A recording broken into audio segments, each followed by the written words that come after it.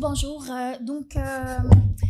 Merci de m'avoir fait confiance pour traiter ce sujet épineux qui est l'imagerie de l'insula.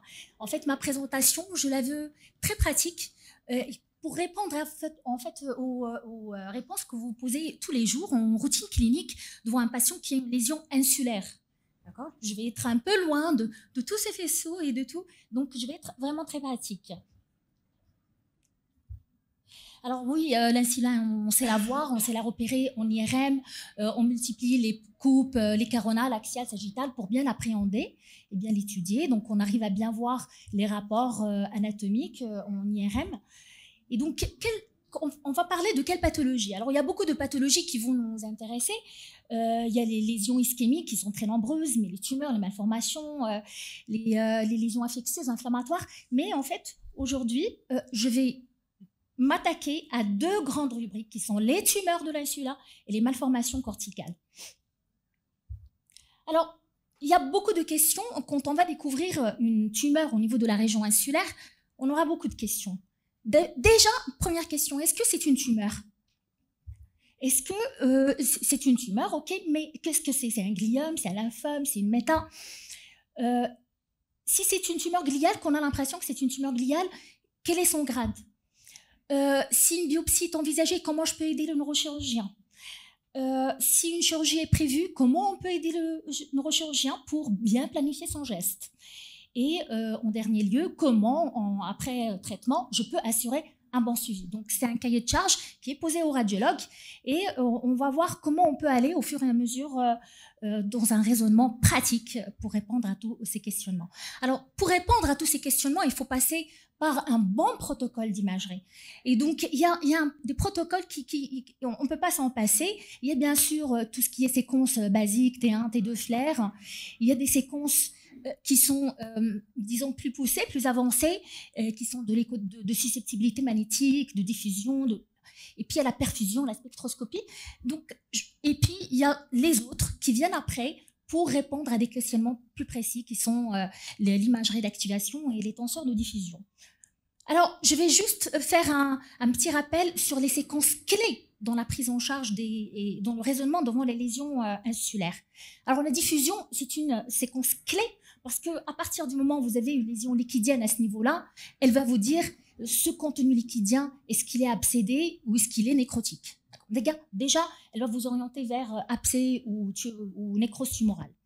La diffusion aussi va vous dire si la lésion est tissulaire, est-ce qu'elle est hypercellulaire ou peu cellulaire, ce qui va vous orienter vers une lésion plutôt de haut grade ou pas. Bien sûr, la diffusion, elle flash en ischémie, mais la morphologie est là pour vous aider à faire la part. Le SUI, en fait, c'est une séquence d'écho de gradient, mais les mieux, on connaît tous l'écho de gradient qui nous permet de voir les calcifications, l'hémorragie, mais c'est une séquence qui est là, qui est maintenant sur les machines, de plus en plus sur les machines de routine, pas que sur les 3 et les 7 Tesla, et qui est beaucoup plus pondérée en susceptibilité. Ça veut dire que non seulement elle va me permettre de mieux voir les calcifications et l'hémorragie au niveau vous voyez lésionnel, mais elle va vous donner, regardez, un aperçu sur la vascularisation cérébrale. Et quand on MIP, vous voyez, on ressort cette vascularisation qui va être beaucoup plus riche dans une lésion où il y a de la néangiogénèse, il y a des risques qu'elle soit tumorale et de haut grade. Alors, l'IRM de perfusion aussi, vous la connaissez. Donc, vous connaissez le principe. Alors, il y a plusieurs types de séquences de perfusion. Il y a celles où on va utiliser le produit de contraste et d'autres ou pas. D'accord? Mais la plus standard, on va utiliser le produit de contraste qui, quand il va arriver dans une lésion, il va faire chuter son signal par des effets de susceptibilité magnétique. Alors, en fait, on va mesurer ce produit de contraste qui va arriver dans une lésion. Soit c'est une lésion qui est hypervasculaire et on aura donc beaucoup de volume sanguin qui arrive à ce niveau-là, soit elle ne l'est pas. Et donc, on va comparer ce volume sanguin qui arrive dans cette lésion par rapport à une zone saine et on va voir. Donc, plus ça chute profondément par rapport à une zone saine, plus je sais que c'est hyper perfusé, qu'il y a de la néangiogénèse, que ça a un risque d'être de haut grade. Et pour cela, on va se baser sur le volume cérébral avec un ratio par rapport au parenchyme normal. La spectroscopie, vous la connaissez aussi tous. Qu'est-ce qu'elle nous permet d'avoir une idée sur l'activité métabolique de cette lésion, un profil, une zone normale, un parenchyme normal. Il est dominé par un pic de NANA qui traduit l'intégrité des neurones, d'accord. Une lésion tumorale qui fabrique des cellules anormales va faire chuter, va tuer, va détruire les neurones, donc ça chute, et on va avoir d'autres marqueurs comme la choline qui augmente et d'autres spectres qui sont anormaux, tels que les lipides. J'en parle maintenant pour ne plus en parler après, en fait, c'est de bons rappels, je présume. Donc, première chose, donc on a fait notre imagerie, on est sur des différents cas de lésions insulaires. Donc, première question, est-ce que c'est une lésion tumorale? Et regardez, des similitudes un peu d'imagerie, mais regardez, ça c'est un gliome, mais ça c'est une ischémie, ça c'est une CEP, et ça c'est une encéphalite. Vous voyez, parfois ça se ressemble. Donc, on va pas se suffire de l'imagerie conventionnelle, des séquences conventionnelles pour aller plus loin. Là, on est bloqué. Donc, déjà, il y a des petites astuces, déjà en séquence morphologique, pour dire, tiens, c'est pas tumoral, ça le fait pas tumoral. Déjà, on peut regarder déjà les séquences conventionnelles, elles sont intéressantes en T2. À partir du moment où on sait tous que les lésions en général en IRM, elles sont hypo T1, hyper T2. Ben, si pour le coup, vous avez une lésion qui est un petit peu hypo T2, là, attention, vous pouvez vous dire, tiens, c'est peut-être pas tumoral, c'est peut-être une lésion bénigne telle que les sarcoïdoses, telle que la tuberculose. Donc, on tempère un petit peu, on s'emballe pas. La diffusion, on l'a vu déjà, donc on est permis de dire nécrose tumorale ou pu, ou ces lésions hypercellulaires ou pas. Le C+, il y a des types de rehaussements qui vont nous dire que c'est pas tumoral. Par exemple, vous avez une lésion avec un rehaussement gériforme, pensez à plutôt de l'ischémie ou plutôt à des remaniements post-crise. D'accord ? Et si vous avez des rehaussements comme ça, périphériques d'une lésion, mais qui sont discontinus, un peu linéaires, pensez à la sclérose en plaques dans sa forme pseudo-tumorale. Alors, en perfusion aussi, alors si vous n'avez pas du tout d'hyperperfusion dans la lésion, ça quand même élimine pas mal la lésion, ça vous permet d'aller plus vers la lésion non tumorale. Et en spectroscopie, vous n'allez pas avoir ce pic de choline qui traduit une prolifération cellulaire. Donc, voilà, première chose, il y a en conventionnel et d'autres séquences, on va pouvoir dire que c'est pas que c'est une tumeur ou pas. Alors, je sais que c'est une tumeur maintenant, ok, mais qu'est-ce que c'est? Est-ce que c'est un gliome? Est-ce que c'est une méta? Est-ce que c'est un lymphome? Est-ce que c'est... Alors, par exemple, regardez cette lésion, donc on peut tout à fait se dire, voilà, j'ai de la nécrose, j'ai un rehaussement infractueux, et c'est un aspect qu'on va trouver souvent dans les gliomes, mais aussi dans les métas. Donc, vous avez les deux aspects qui vraiment se ressemblent énormément. Du coup, alors, ce qui est intéressant, c'est d'aller étudier tout cet environnement périlésionnel, parce que ces lésions-là, elles sont entourées d'hypersignal flair, n'est-ce pas? Donc, allez regarder cet hypersignal flair, regardez-le bien. Et donc, si c'est une méta, l'hypersignal qui l'entoure, c'est de l'œdème réactionnel. Donc, en fait, il n'arrive pas à franchir la ligne médiane, il n'infiltre pas le cortex. Donc, si cet hypersignal respecte ses structures, a priori, vous êtes donc de l'œdème réactionnel. Par contre, s'il arrive à franchir la ligne médiane, à aller au-delà du corps calleux, à infiltrer le cortex, là, vous dites, attention, ça fait de la prolifération tumorale. Bien sûr aussi, la perfusion. La perfusion, on va aller étudier la perfusion dans cette coque épaisse. Et l'idée, c'est de dire si c'est hypoperfusé, c'est une méta, mais si c'est hyperperfusé, gliome. Sauf que ça ne marche pas. Ça ne marche pas à tous les coups, parce qu'on peut avoir certaines métas qui sont hyperperfusées, comme le sein, le poumon, la thyroïde, etc. Donc, qu'est-ce qui va nous sauver la mise? C'est la spectroscopie. La spectroscopie, bien sûr, en évitant de mettre le voxel sur la zone de nécrose, mais plutôt sur les régions charnues. Et donc, voilà. Alors, il y a une grande différence entre glioblastome et méta. En méta, regardez, la méta, même si elle est charnue, elle est en dehors de son environnement normal. Les cellules sont en dehors de l'environnement normal. Donc, ça se nécrose. Donc, il n'y a pas vraiment de prolifération cellulaire. Et donc, ce qu'on va avoir, c'est des lactates et c'est des lipides. Le pic de choline qui traduit la prolifération cellulaire, il n'est pas là, il est absent. Par contre, dans le gliome, vous avez un bon pic de choline qui, même si vous avez un peu de lipides, mais ça ne domine pas le spectre. Donc, si vous avez une tumeur nécrotique comme ça, rehaussée de façon irrégulière, qui est hyperpiffusée en sa périphérie avec un pic de choline, avec un hypersignal qui infiltre la ligne médiane et le cortex, ça ne peut pas être autre chose qu'un glioblastome. Alors, il y a aussi le problématique tumeur gliale et lymphome aussi. Quand vous avez des plages infiltrantes comme ça, bon, il n'y a pas de nécrose à ce moment-là, donc vous dites... Tiens, est-ce que c'est du lymphome? Est-ce que vraiment, ça se pose la question souvent en pratique quotidienne. Et il y a des choses qui vont vous aider. Aidez-vous de la diffusion. Le lymphome, il est hypercellulaire, beaucoup plus hypercellulaire que le gliome. Donc, il va avoir un hypersignal en diffusion avec un hyposignal en ADC. Vraiment, ça flash. D'accord? Pour la prise de contraste, c'est particulier la prise de contraste. Elle va se faire comme ça en petites flaques. D'accord? C'est des rehaussements assez importants, mais en flaques. Et puis, la spectro, est-ce qu'elle va nous aider? Pas vraiment. Pas vraiment, parce que c'est des profils tumoraux, le pic de choline, ça. Par contre, la séquence clé, c'est la perfusion. Pourquoi? En fait, dans le lymphome, il n'y a pas de néangiogénèse, en fait. En fait, ce rehaussement, c'est quoi? C'est une rupture de la barrière hémato-encéphalique. En fait, la tumeur fait des trous dans les vaisseaux et donc le produit de contraste va, s'extravaser dans le milieu tumoral. Et donc, du coup, vous avez des courbes plutôt qui vont être au-dessus de la ligne de base qui représentait le bleu par le parenchyme normal. Donc, c'est très important, alors que dans le glioblastome, on a une hyperperfusion nette. Alors maintenant, on a vu tout ça, on sait que c'est une tumeur, on sait que c'est une tumeur gliale. Maintenant, le grade. On va appréhender le grade. Mais est-ce que c'est intéressant pour le neurochirurgien d'avoir une idée sur le grade de cette lésion? Oui, parce que on subdivise lésion bas grade et haut grade, sachant qu'il faut oublier qu'une tumeur bas grade, c'est une tumeur bénigne, à part les astrocytomes ou d'autres bizarreries. Le gliome bas grade, c'est une tumeur maligne. C'est une maligne qui croît. Et donc, elle croît forcément inéluctablement. Et cette croissance, elle est plus ou moins lente. Plus elle s'accélère, plus le risque de transformation est imminent. Et donc, quel est l'intérêt à dire c'est une lésion au grade ou bas grade?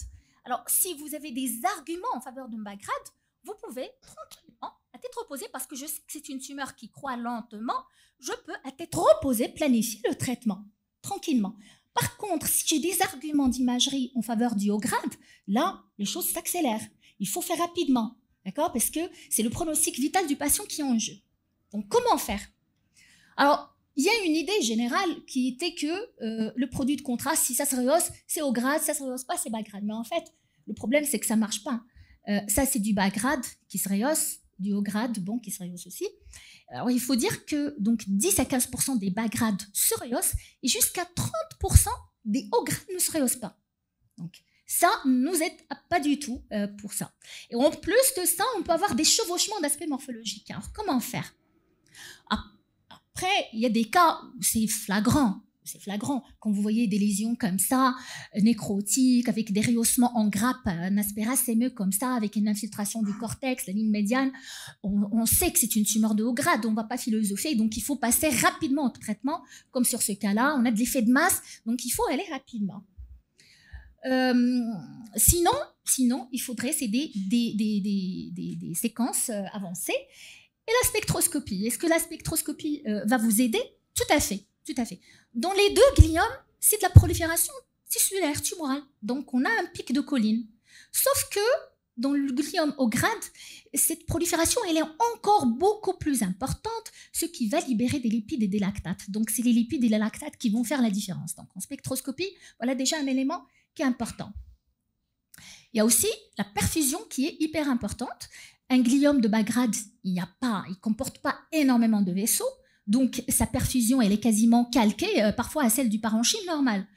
Alors qu'un gliome de haut grade, ben voilà, il y a de l'énangiogenèse, forcément sa courbe, elle s'enfonce, il a un volume sanguin beaucoup plus important, ça fait la différence. Donc ça permet de faire la différence. Regardez cet exemple, regardez une plage infiltrante tissulaire, voilà, qui prend pas le contraste, okay, assez bien limitée en flair. On se dit, tiens, a priori, si on se base sur ça, peut-être c'est du bas grade. Sauf que, regardez en diffusion, il y a un tout petit foyer qui flash un petit peu, qui est en hypersignal diffusion, qui pourrait traduire une hypercellularité. Et en cartographie de perfusion, en cartographie, les zones les plus perfusives vont être la plus chaude, moins bleue. Et donc, on a un petit foyer comme ça. Et donc, regardez, quelques mois après, c'est là où la lésion change avec un petit foyer de rehaussement. D'accord? Donc, il faut pas hésiter à avoir recours à la perfusion, à la spectro, pour déceler une petite portion de zone qui est en transformation. Donc, il faut regarder toute la lésion dans son entièreté. Alors, il y a des séquences actuellement innovantes dont je ne parlerai pas. C'est de l'apanage, ce sont des séquences qui se développent en 3 Tesla, voire en 7 Tesla, pour essayer encore plus d'aller plus loin dans la différenciation entre bas grade et haut grade. Je parle un petit peu de la volumétrie. On sait que, comme ça a été bien dit tout à l'heure, une lésion qui est comme ça ne traduit absolument pas la taille réelle de la lésion. Donc, on ne voit que ce qu'on arrive à percevoir. La lésion adore aller le long des voies des fibres blanches, mais on ne perçoit que ce qui est assez développé. Mais on va quand même le mesurer, parce que, en fait, plus la lésion est grosse, plus on sait que le risque de transformation est important. Et en fait, il ne faut pas juste mesurer la lésion et donner de diamètre, parce que c'est pas une lésion 2D, c'est une lésion 3D. Donc, il faut faire de la volumétrie. Alors, cette volumétrie, soit on la fait manuellement, c'est assez difficile, c'est assez astreignant sur nos consoles. Maintenant, de plus en plus, il y a des logiciels de volumétrie automatique et qui vont nous permettre si on surveille, de surveiller de façon beaucoup plus précise. Il y a même des logiciels qui vont séparer la prise de contraste de l'œdème et des zones potentiellement tumorales au sein de ces foyers d'hypersignal qui ne prennent pas le contraste. Alors, comment vous guider en biopsie? Vous avez décidé de faire une biopsie, comment vous guider? Eh ben, on va pas se baser sur le foyer de prise de contraste, mais sur le foyer d'hyperperfusion et de spectroscopie, là où on a le maximum de concentration de choline. Et c'est là où le non-chirurgien est invité à faire ces échantillonnages. Alors, comment on va vous aider maintenant? On a fait tout ça. Maintenant, vous avez prévu d'opérer votre patient. Comment on peut vous aider? Alors, donc vous l'avez vu, le deal pour le non-chirurgien, c'est d'enlever le maximum possible tout en garantissant la survie, la qualité de survie la meilleure possible. Et donc, le problème, c'est que en fait, c'est des lésions qui vont bizarrement, et elles vont dans des régions toujours un peu très fonctionnelles comme l'insula. 25% des lésions gliales siègent au niveau de l'insula. Donc, il n'y a pas que l'aspect oncologique pur et dur, avec la masse, avec tout ce qu'on a vu tout à l'heure. Donc, il va y avoir les aspects fonctionnels qu'il faudrait voir. Et donc, pour ce cas, comme vous l'avez, je vais moins bien en parler que mon collègue prédécesseur. Et donc, il faut faire attention à ces aires éloquentes. Alors, pour ceux qui peut-être, c'est une première vision, c'est quoi les aires éloquentes? Alors, ça peut aller du plus simple au plus compliqué, comme pour l'aire de langage, comme vous avez vu tout à l'heure. Donc, pour faire simple, prenons ce que vous connaissez tous, l'aire motrice de la main, par exemple. On sait tous qu'elle est localisée là, donc c'est une aire motrice corticale. Mais l'aire éloquente, c'est quoi? C'est tous les faisceaux qui vont descendre de cette aire motrice et qui vont descendre en bas dans la substance blanche. C'est ça, une aire éloquente. Et donc, il y a beaucoup d'aires comme ça qui vont circonscrire la région insulaire et qu'il faudrait les étudier. Alors, comment on les appréhende, comment on les étudie? Par 2 techniques, l'IRM fonctionnel et l'IRM de tractographie.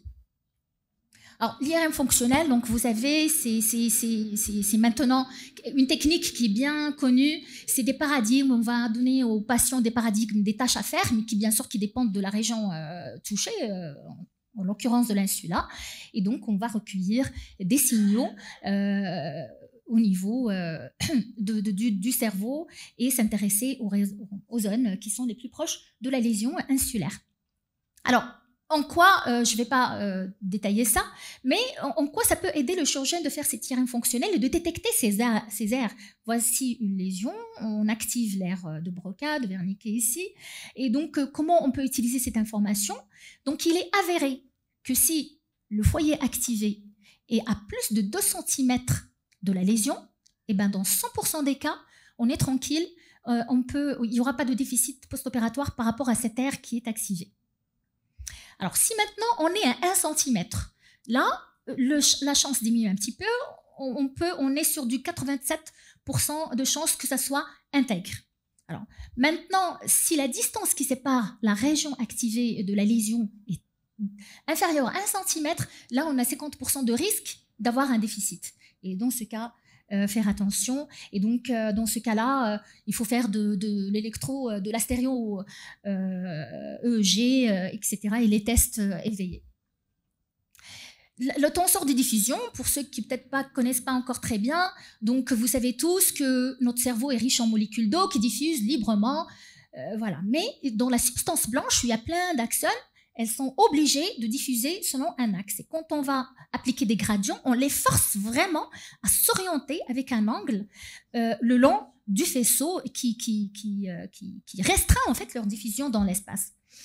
Et donc ceci va se traduire sur des imageries comme ça, d'accord, où tout ce qui est terriblement dirigé dans un seul plan va être en blanc, d'accord. Alors par exemple, cette lésion-là, on voit que l'hypersignal du faisceau corticospinal, il est préservé, donc les molécules d'eau diffusent bien ces blancs, donc on sait que ça a des chances que, c'est pas des chances, mais ce n'est pas touché, c'est pas infiltré par la lésion.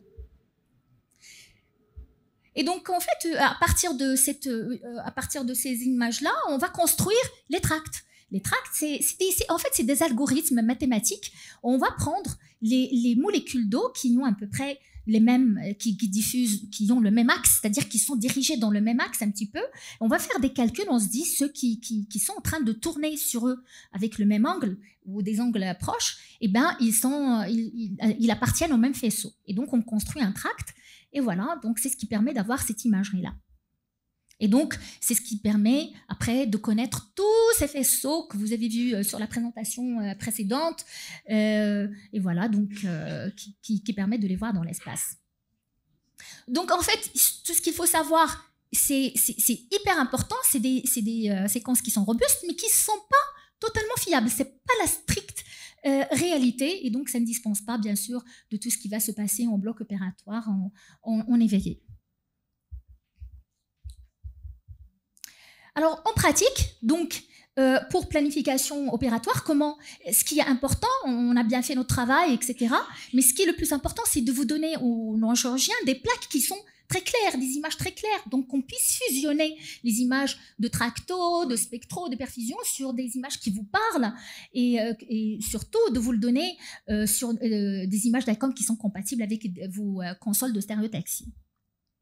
Alors, en matière de suivi, donc après tout ça, donc vous avez traité votre patient ou pas. Donc on va être là pour suivre, pour faire un suivi du patient. Donc le suivi, ça c'est les différentes étapes. Soit vous n'avez pas encore traité, vous êtes sur un plan de surveillance, sur une lésion bas grade, forcément c'est de la progression, forcément, on l'a vu. Soit vous avez traité, quel que soit, donc soit vous traquez la progression, on va traquer nous les radiologues la progression, ou les effets négatifs, enfin les effets secondaires du traitement. Alors, si vous n'avez pas traité, que vous êtes dans un plan de surveillance, ce qu'il faut savoir, c'est que forcément, ces tumeurs, elles croient, elles progressent, elles ne seront pas stables. Forcément, quelle que soit celle, elle va croître à un moment ou à un autre, elle va se transférer à un moment ou à un autre. Donc, ce qui est important, s'il vous plaît, c'est que quand le radiologue, on lui demande de faire une surveillance, il faut absolument qu'il ait connaissance de toute l'imagerie précédente. Il ne faut pas juste comparer avec l'IRM d'avant. Regardez, par exemple, là, un patient sur plusieurs années qui est, si justement, juste, je compare ça avec ça, et ça avec ça, et ça avec ça, l'évolution est tellement lente qu'on n'appréhende pas l'augmentation du volume. Par contre, si on arrive sur 2014 et que je demande le de 2009, par exemple, je vois bien que l'hypersignal s'est majoré. D'accord? Donc, c'est très important que le radiologue dispose de toute l'imagerie précédente pour vous assurer une appréciation valide et crédible. Et cette appréciation, comme je vous l'ai dit tout à l'heure, il faut faire de la volumétrie, il faut mesurer dans les 3 plans de l'espace. Comme je l'ai dit, il y a des logiciels, mais sinon on va faire les 3 volumes. En fait, il faut toujours se débrouiller pour avoir un maximum d'informations sur la taille en 3D de la lésion.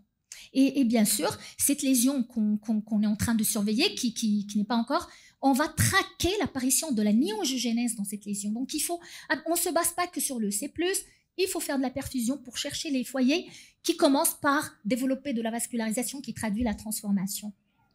Attention, il y a quelque chose d'important. Au cours de cette surveillance, vous pouvez avoir des éléments qui arrivent. Le patient peut criser. Et des fois, il peut faire des états de mal épileptique qui peuvent passer inaperçus. Le patient, il va juste pas mal. C'est pas le grand état de mal épileptique, il va juste pas très bien. D'accord? Et ces crises peuvent donner des images. Et attention à ne pas les prendre pour de l'évolution.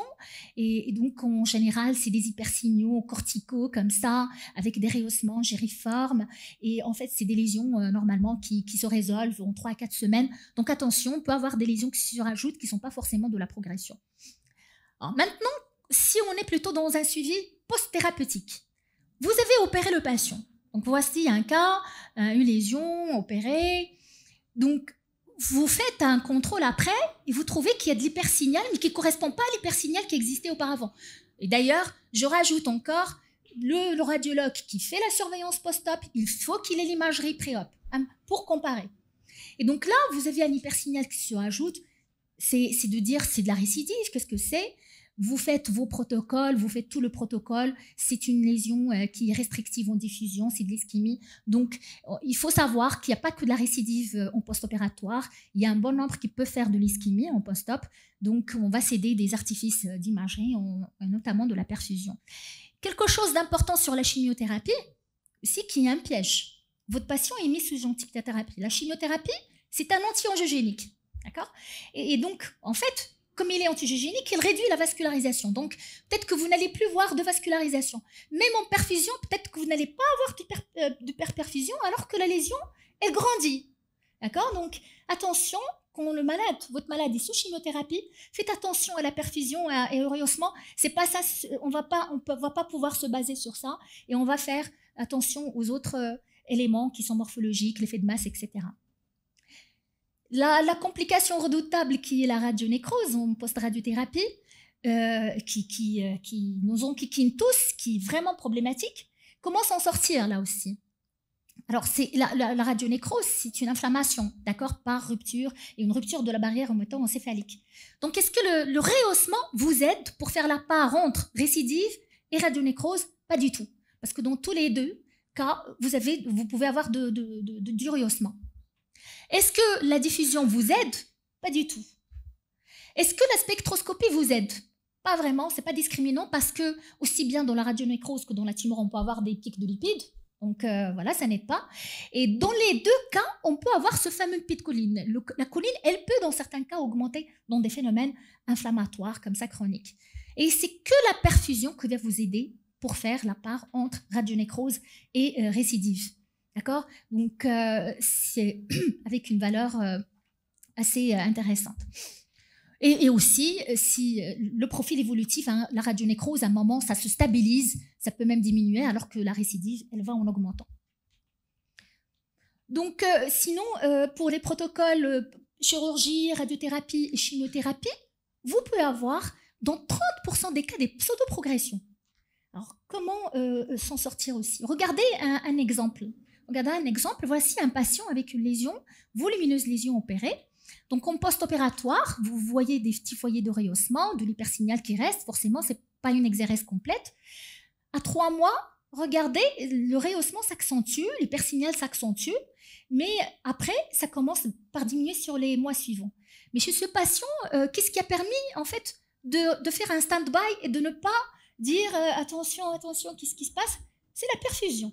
la perfusion est allée voir ces foyers de rehaussement qui se majoraient et montrer qu'en fait, ce n'était pas de l'hyperperfusion, c'est une rupture de la barrière hémato-encéphalique. D'accord, c'est une courbe au-dessus des courbes de base de référence du parenchyme normal. Donc, ça aide. Et voilà, donc la séquence de perfusion est notre amie pour la vie.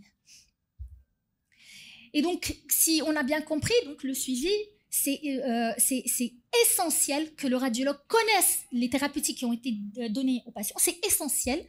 Et c'est important aussi pour vous, neurochirurgiens, de bien appréhender cette évolution, la vraie évolution chez votre patient pour connaître l'efficacité du traitement qui est en cours. Alors, j'ai un chapitre qui est beaucoup, bien sûr, moins lent que celui-ci, qui est complètement différent, qui est le problème de l'épilepsie et des malformations de l'épilepsie insulaire. Alors, c'est donc une autre problématique, c'est un autre univers. Et les problématiques qui se posent sont différentes pour le radiologue et pour le neurochirurgien.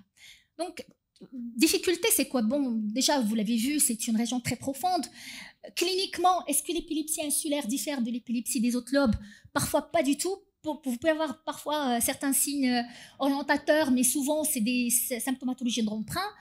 À l'EEG, il n'est pas efficace parce que région couverte par les autres opercules. Voilà.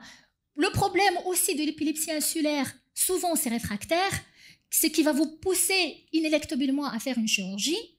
Donc, voilà. Et donc si vous prévoyez de faire de la chirurgie, il faut que vous fassiez de la stéréo-EEG pour détecter minutieusement le foyer qui est épileptogène. Et comment bien positionner ces électrodes? Et pour bien positionner, il faut que l'IRM vous aide. Il faut que l'IRM arrive à déceler le foyer et pour que vous puissiez bien mettre vos électrodes. Et donc, l'IRM va donc venir là aussi vous aider pour étudier, pour investiguer cette épilepsie. Alors, pour cela, pour bien investiguer une épilepsie qu'on suspecte insulaire ou même toutes les épilepsies, il y a des techniques d'IRM qui sont importantes, qui sont la base. Alors, il faut que vous ayez les séquences, il faut utiliser les séquences qui étudient le cortex. Donc, le 3DT1 et l'inversion récupération qui existe sur toutes les machines. C'est impératif. Il faut avoir recours aux séquences qui étudient le signal.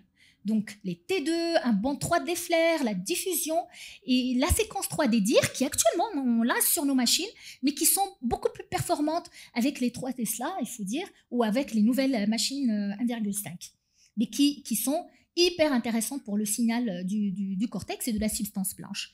Et il faut aussi des séquences qui vous traquent les petits foyers de remaniement hémorragique ou les petites malformations vasculaires. C'est l'écho de gradient, au mieux, actuellement, la séquence dont j'ai parlé tout à l'heure la suit. Donc ça, c'est la base de la base pour bien appréhender un cas épileptique. Et qu'est-ce que vous allez chercher? Quels sont les signes majeurs qu'on va chercher dans l'épilepsie? Alors, c'est d'autant mieux si on dit au radiologue qu'on suspecte l'insula, mais sinon, c'est le genre de lésions qu'on va trouver, l'épaississement cortical, l'hypersignal cortical, et puis parfois même un hypersignal sous-cortical, et il a un aspect flou de l'interface entre substance grise et substance blanche. Donc on zoome sur ça, on zoome et on cherche ces signes majeurs. Il y a d'autres signes qui peuvent être intéressants, comme une petite bande qui relie la lésion au ventricule, le piégeage de LCR dans le fond du sillon, etc. Voilà. Il y a aussi d'autres anomalies qui peuvent être beaucoup plus flagrantes, comme des anomalies des pachygyries, comme ça. Mais même ces anomalies de la gyration, elles peuvent être très subtiles. Attention, parfois, ça se manifeste comme juste un sillon un peu plus profond, moins profond que la normale, ou un gyri un peu sous-développé par rapport à l'habitude. Donc, il y a donc ces anomalies de signal peuvent être très subtiles, ces épaississements corticaux peuvent être très subtils, les anomalies de la gyration peuvent être très subtiles. Donc, ça ne facilite pas du tout la tâche. Et du coup, on va manquer beaucoup de lésions épileptogènes, que ce soit au niveau du cerveau ou au niveau de l'insula. D'accord? D'autant plus, qu'est-ce qui complique la chose, c'est que cette foutue insula, elle est bien nichée, elle est bien couverte, elle est vraiment, elle est difficile à appréhender en imagerie. Et donc, j'ai une équipe qui a pris une série de patients qui étaient opérés pour une épilepsie insulaire, d'accord? Donc, épilepsie, donc lésion avérée, et chez qui les IRM étaient normales avant la chirurgie, d'accord? Donc, ils ont repris leur IRM, ils ont voulu voir est-ce qu'il y avait moyen de rectifier le tir et si on pouvait a posteriori. Donc, ils ont en fait ressorti l'idée de faire des reconstructions OPR. On sait tous faire sur nos consoles ces reconstructions. On incline, on prend nos barres comme ça, on va les incliner selon l'axe de l'insula. Et donc, regardez, on arrive à bien appréhender l'anatomie avec les 3 gyri courts et les 2 gyri longs. D'accord? Donc, en inclinant, avec des coupes les plus fines, isotropiques, on arrive à appréhender cette anatomie structurelle. Et donc, voilà, donc, avec le sillon péri-insulaire supérieur, le sillon inférieur, le sillon antérieur. Donc, en inclinant, on peut aller finement dans l'étude de cette insula. Et donc, par exemple, des cas qu'ils ont trouvés, ils ont trouvé a posteriori, par exemple, normalement, il y a 2 longs gyri, et là, 1, 2, 3, quand on regarde l'autre côté, qui est normal, donc 3 gyri, normalement, on peut avoir des variantes, mais les variantes, généralement, sont sur l'insula antérieure. En postérieur, en général, c'est que 2 gyri, et donc, ils ont expliqué a posteriori par ça. Ils ont trouvé ici un petit flou de démarcation entre substance grise et substance blanche à voir l'autre côté où c'est très net. D'accord? Donc, vous voyez, c'est vraiment c'est subtil. Regardez, dans ce cas-là, il y a une atrophie du lobule postérieur. On n'a que les lobules, les gyri courts et pas les gyri longs. Donc, avec un aspect ici, regardez un flou. Regardez le flou entre la substance grise et la substance blanche. C'est subtil. Mais en affinant l'étude, on peut espérer arriver à déceler ce genre de choses. Alors, les constructeurs et les neuroscientifiques conscients de cette difficulté de voir des lésions comme ça, ça veut dire qu'on doit faire confiance à 100% à l'œil du radiologue et à sa capacité de percevoir ces lésions. Donc, on a fabriqué en fait d'autres séquences de haute résolution qui permettent d'affiner mieux cette étude. Et donc, aussi des post-traitements, regardez par exemple des reconstructions curvilignes qui, comme ça, étalent un peu le cerveau, qui permet de mieux, on s'affranchit un peu de toutes ces obliquités, on arrive à mieux voir un peu tout ça. Donc, il y a aussi des logiciels de calcul automatique de l'épaisseur du cortex pour aider, c'est de l'intelligence artificielle, pour aider le radiologue dans sa démarche.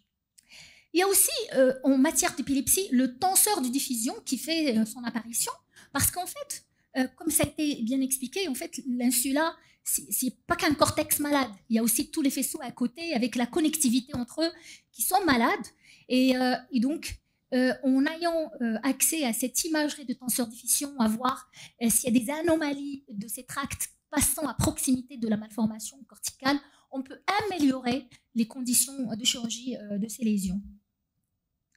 Donc, pour conclure, donc, vous avez vu que l'IRM, que ce soit en matière de ces 2 grandes rubriques de pathologie insulaire qui sont la tumeur ou l'épilepsie, jouent un très grand rôle à chaque étape, que ce soit en diagnostic, que ce soit en suivi.